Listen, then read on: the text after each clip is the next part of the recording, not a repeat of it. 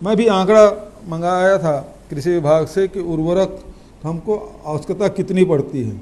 तो खरीफ में कुल मांग जो है वो सभी urea, DAP, NPK, MOP, SSP ये सब मिला के 11,75,000 मीट्रिक टन खाद की आवश्यकता होती है।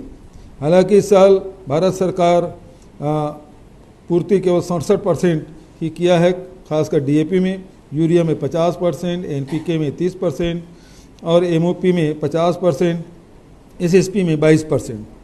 खाद की पूर्ति भारत सरकार नहीं कर पा रही है। इसका मतलब कि कुछ जगहों में किसान के आक्रोश का सामना करना पड़ रहा है। ऐसे में यदि भारत सरकार रासायनिक खाद की सप्लाई जिस प्रकार से कम कर रहे हैं और जिस प्रकार से रासायनिक खादों की कीमतें बढ़ रही है, तो कृषि में जहाँ डीजल के भाव बढ़ने के कारण से कृषि लागत में वृद्धि हो रही है, उसी प्रकार से रासायनिक खाद और रासायनिक दवाइयों के कीमतों में और सप्लाई में कमी के कारण से भी कृषि लागत में वृद्धि होगी।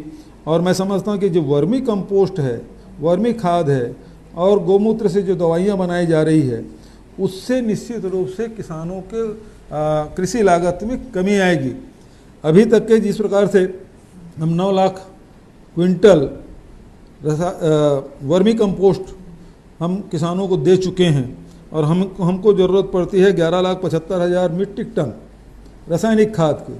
तो ये मैं समझता हूँ 1 साल के भीतर में ये जो आंकड़े हैं काफ़ी आशाजनक है और उत्साहवर्धक भी है कि यदि हम रासायनिक खाद को कैसे रिप्लेस कर सकते हैं, तो उस दिशा में यदि हमारे लगातार हम लोग काम करते रहेंगे तो हमारे गोबर से वर्मी कंपोस्ट जितना भी बनेगा निश्चित रूप से किसानों को उतना लाभ मिलेगा। और जैसे जैसे वर्मी कंपोस्ट का प्रयोग करते जाएंगे, आने वाले समय में धीरे धीरे वर्ष दर वर्ष उसमें फिर 3-4 साल के बाद वैसी वर्मी कंपोस्ट की आवश्यकता कम पड़ने लगेगी। तो एक प्रकार से छत्तीसगढ़ 4-5 साल में हम जैविक छत्तीसगढ़ के रूप में स्थापित हो सकते हैं और उसके जो उत्पाद होगा उसका लाभ पूरे किसानों को मिलेगा और पूरे उपभोक्ताओं को भी मिलेगा। तो इस दिशा में जो कदम उठाए हैं मैं उसकी बुरी प्रशंसा करता हूं। और भी काम करने की, तेज़ी से काम करने की ज़रूरत है और जहां जहां भी कमी खामी है जिन गौठानों में, उसे चाहे गौठान समिति में कहीं कुछ ढिलाई है उसे सक्रिय किया जा सकता है। जो हमारे चरवाहे हैं, चाहे हमारे स्व सहायता समूह के यदि कोई समस्या है उसको धीरे धीरे दूर करते जाएं। तो आज 3,000 बहुत सफल गौठान हैं, तो आने वाले समय में 100% गौठानों को हम लोग सक्रिय कर पाएंगे। अभी 1100 गौठान स्वावलंबी हो चुके हैं, तो मैं समझता हूँ आने वाले समय में सभी गौठान स्वावलंबी होंगे। इसका लाभ पूरे गांव के लोगों को मिलेगा, शहर के लोगों को मिलेगा, गौ पालकों को मिलेगा। और ये इस योजना से सबसे ज़्यादा लाभ यदि किसी को मिल रहा है तो वो हमारे डेयरी के लोगों को भी मिल रहा है। डेयरी में अब लोगों की रुचि बढ़ रही है।